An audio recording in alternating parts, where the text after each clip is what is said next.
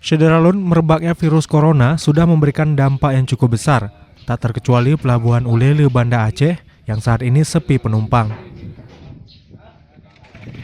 Bahkan dalam langkah memutuskan mata rantai penyebaran COVID-19, seluruh kapal cepat memutuskan tidak berangkat sampai batas waktu yang belum ditentukan.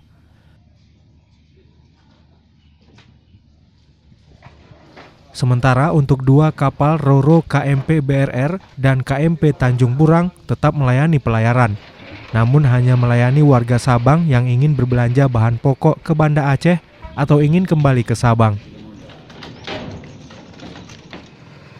Kalaupun ada penumpang dari luar kota Sabang yang ingin berangkat dan bekerja di Sabang, harus mampu menunjukkan surat dan instansinya.